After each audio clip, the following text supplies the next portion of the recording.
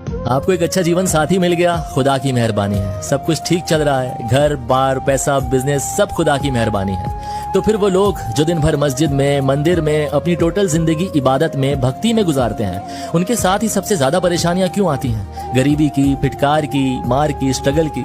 तो क्या खुदा ने इनको इस दुनिया में सिर्फ इसीलिए भेजा था कि ये लोग इस तरह से ठोकरें खाएं? अब इन सब का ये कहना है कि जो कुछ हमारे साथ हो रहा है, खुदा हमारा इम्तिहान ले रहा है कि जो खुदा करेगा सब अच्छा होगा। अगर इसी तरह की सोच रखते हो मेरे भाई, तो गरीब ही मरोगे।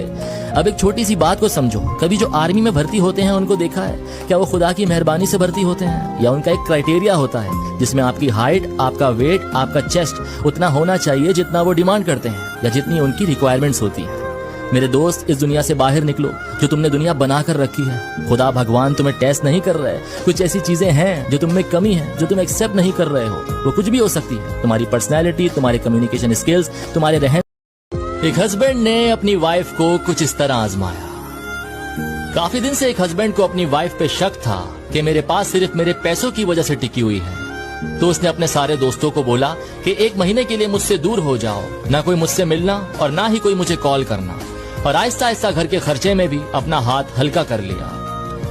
कुछ ही दिन गुजरे थे कि वाइफ ने पूछ ही लिया कि आजकल आप अपने दोस्तों से नहीं मिल रहे और ना ही उनकी आपके पास कोई कॉल आती है। तो हस्बैंड बोला, क्या बताऊं, शायद उन्हें पता चल गया। तो वाइफ बोली, क्या पता चल गया? तो बोला, आप तेरे से क्या छुपाना, मैं जुए में अपना सब कुछ हार गया, अब मेरे पास कुछ नहीं है। तो शायद इसी वजह से उनको पता चल गया होगा। और मुझे भी पता चल रहा है कि मेरे पास जो लोग आते थे वो मेरे दोस्त नहीं थे, वो मेरे पैसों की वजह से मेरे पास आते थे। तो वाइफ बोली, मेरी माँ पहले बिल्कुल सही कहा करती थी कि इस इंसान से शादी मत करना, ये एक दिन तुझे गड्ढे में गिरा ही देगा। और वही हुआ, आज मैं बर्बाद हो गई। बस फिर वो अपने मायके चले जाती है। 99% जो हमारे रिश्ते होते हैं, जो हमारे साथ जुड़े होते हैं, वो किसी न किसी वजह से या किसी दबाव से हमारे साथ होते हैं।